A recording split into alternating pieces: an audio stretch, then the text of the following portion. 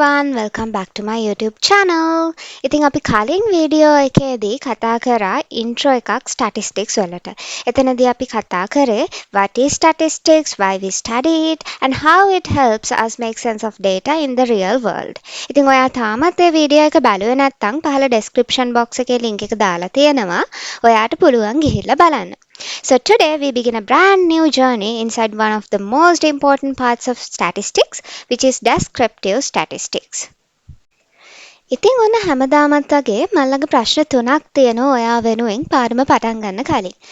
ඉතින් අපි බලමු ප්‍රශ්න තුන මොකක්ද කියලා. හිතන්නකෝ ඔයා ළඟ දිගම දිග මාක්ස් ලිස්ට් එකක් තියෙනවා කියලා ඔයාගේ ක්ලාස් එකේ ළමයින්ගේ. දැන් ඔයාට දැනගන්න ඕනේ ඒගොල්ලොන්ගේ performance එක මොන වගේද කියලා. දෙවැනි ප්‍රශ්න තමයි ඔයාට සේල්ස් රෙකෝඩ්ස් තියෙනවා 10000ක් ඔයාගේ බිස්නස් එක ගැන. එතකොට ඔයාට දැනගන්න ඕනේ ඔයාගේ ඕවරෝල් බිස්නස් පර්ෆෝමන්ස් එක මොන වගේද කියලා. එහෙමත් නැත්නම් ඔයාට hundreds of millions of YouTube analytics numbers තියෙනවා. ඔයාට මේ හැම දෙයක්ම සමරයිස් කරන්න ඕනේ. ඉතින් ඔයා කොහොමද මේ දේවල් කරන්නේ? ඔයා මේ දේවල් දැනගන්න ඔයාගේ මුළු data set එකම ඇනලයිස් කරලා ඉවර වෙනකම්ම ඉන්න ඕනේද මේ වගේ දල අදහසක් ගන්න. ඉතින් ඒකට තමයි අද අපේ පාඩමෙන් උත්තරයක් දෙන්න හදන්නේ. වීඩියෝ එක මෙතනින් පෝස් කරන්න මේ ප්‍රශ්න තුනට උත්තර තුනක් ඔයා හිතන්න. ඊට පස්සේ අපි බලමු descriptive statistics වලින් කොහොමද මේකට උදව් කරන්න පුළුවන් කියලා. හරි. දැන් ඔයා වීඩියෝ එකේ මෙතනට එනකොට මගේ ප්‍රශ්න තුනට උත්තර තුනක් ඔයා ළඟ තියෙනවා. එහෙනම් මෙහෙම හිතන්නකෝ ඔයාගේ මුළු data set එකම විස්තර කරන්න පුළුවන් විදිහේ meaningful measures කීපයක් මං දෙන්න පුළුවන් කිව්වොතින් ඒක හරිම ෂෝක් නේද? ඒකට තමයි අපිට මේ descriptive statistics උදව් කරන්නේ. ඔයාගේ full data set එක single measures දෙක තුනකින් describe කරන්න මෙන්න මේ descriptive statistics අපිට උදව් කරනවා. ඉතින් අද කතා කරන්න යන්නේ මෙන්න මේ descriptive statistics වලට intro එකක්. ඉතින් අද වීඩියෝ එකෙන් අපි කතා කරන්න බලාපොරොත්තු වෙන්නේ මොකක්ද මේ descriptive statistics කියන්නේ? ඇයි අපි data summarize කරන්න ඕන වෙන්නේ? descriptive statistics වල තියෙන components මොනවද සහ මෙන්න මේ components වල overview එකක්. එහෙනම් අපි දැන් බලමු මොකක්ද මේ descriptive statistics කියන්නේ කියලා. ඔයා ළඟ data set එකක් තියෙනකොට ඒ data set එක summarize කරගන්න. එහෙම නැත්නම් ඒ data set එකේ තියෙන mainම features describe කරගන්න අපිට දෙන methods වල එකතුවක් අපි කියනවා descriptive statistics කියලා. එතකොට මේ descriptive statistics පාවිච්චි කරපුවාම අපිට පුළුවන් ලොකුම ලොකු data set එකක් වුණත් ඉතාමත්ම පහසුවෙන් තේරුම් ගන්න. එයාගේ තියෙන patterns මොනවද කියලා identify කරන්න පුළුවන්. ඒ වගේම එයා විසින් දෙන information අපිට clearly summarize කරගන්න පුළුවන්. විශේෂම කාරණාව තමයි මේ numbers පිටිපස්සේ තියෙන story එක මොකක්ද කියලා තේරුම් ගන්නත් අපිට මේ descriptive statistics උපකාර කරනවා. එහෙනම් දැන් අපි බලමු ඇයි අපිට ඇත්තටම මේ descriptive statistics ඕන වෙන්නේ කියලා.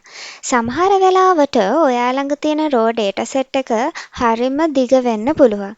එහෙම නැත්නම් ඒක ගොඩාක් complex data තියෙන එකක් වෙන්න පුළුවන්. එහෙමත් නැත්නම් ඒක interpret කරන්න හරිම අමාරු එකක් වෙන්න පුළුවන්.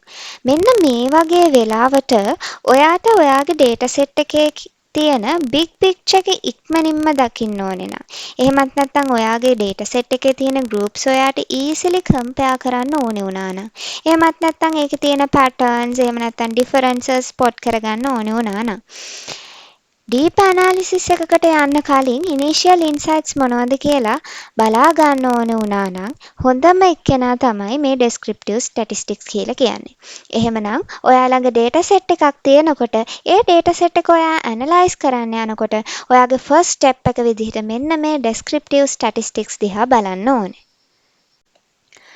හරි.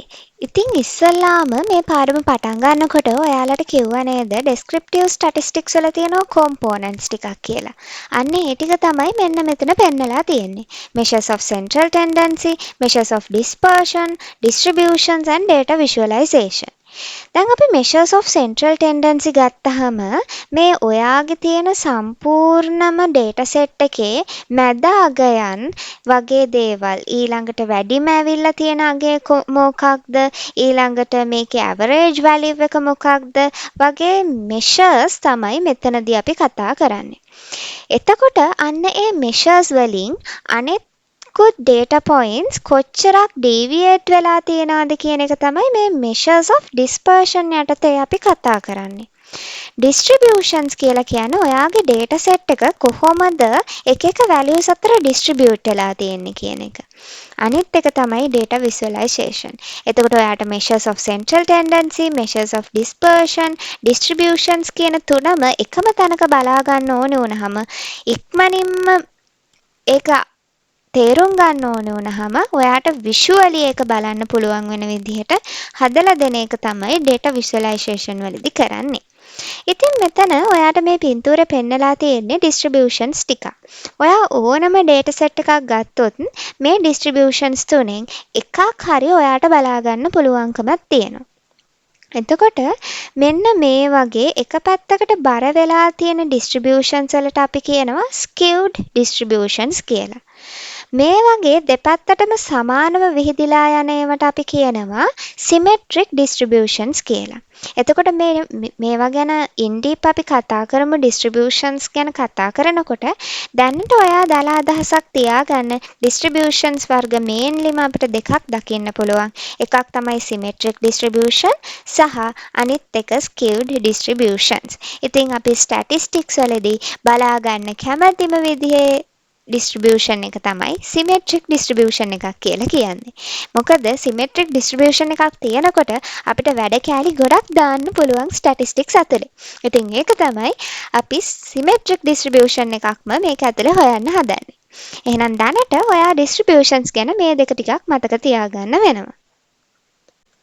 එහෙනම් දැන් අපි යමු අපේ පාඩමේ summary එකට. අපි අද කතා කරේ descriptive statistics ගැන. ඒකෙදී අපි කිව්වා මොනවා හරිම data set එකක් අපිට summarize කරන්න ඕනේ නම් එහෙම නැත්නම් එයාගේ තියෙන mainම features describe කරගන්න ඕනේ නම් අපිට උදව් කරන එකම එක්කෙනා තමයි මෙන්න මේ descriptive statistics කියලා කියන්නේ. එතකොට descriptive statistics වල අන්තර්ගත වෙලා තියෙනවා central tendency measures, dispersion measures, data distributions and data visualizations. ඉතින් ඔයා ඕනම data set එකක් analyze කරන්න කලින් මෙන්න මේ descriptive statistics දිහා බැලුවහම ඔයාට full picture එක බලා ගන්න පුළුවන්. ඊළඟට ඔයා කරන්න ඕනේ මොකක්ද කියන එක ගැන clue එකක් ගන්න මෙයා ගොඩක් උදව් කරනවා. ඉතින් මං හිතනවා අද පාඩම ඔයගලන්ට ක්ලියර් ඇති කියලා. ඉතින් ඔයාට ඕනේ ඇතිනේ ඇත්තට මේක ක්ලියර්ද නැද්ද කියලාත් බලා ගන්න. ඔයාට පුළුවන් මේ ප්‍රශ්න ටිකට උත්තර ඔයා හිතින් හිතා ගන්න. වීඩියෝ එක මෙතනින් පෝස් කරන්න මේ ප්‍රශ්න වලට ඔයාට උත්තර දෙන්න පුළුවන්ද කියලා බලන්න. දැන් ඉතින් මං කියන්න හදන්නේ ඊළඟ පාඩමට clue එකක්. Measures of central tendency. ඉතින් measures of central tendency කියලා කියන්නේ ඇත්තටම මං කලින් කිව්වා වගේ measures තුනකින් සමන්විත වෙන කොටසක්.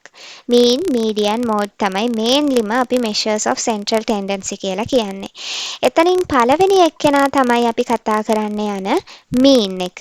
එතකොට mean එක ගැන කතා කරන්න, median එක ගැන කතා කරන්න, mode එක ගැන කතා කරන්න ඕනේ වුණාම අපිට තියෙනවා data types ගැන ඉස්සෙල්ලාම ඉගෙන ගන්න. ඉතින් ඒක ඊළඟ වීඩියෝ එකේදී අරගෙන එන්න බලාපොරොත්තු වෙනවා. ඉතින් ඔයා ආසයි නම් මේ දේවල් ගැන තවදුරටත් ඉගෙන ගන්න අපිට පුළුවන් එකටම ගිහිල්ලා ඉගෙන ගන්න. එහෙනම් මම ඔයාලා හැමෝටම ආදරෙන් ආරාධනා කරනවා ඊළඟ වීඩියෝ එකත් එක්ක එකතු වෙන්න කියලා. එතකන් have a good day. Bye bye.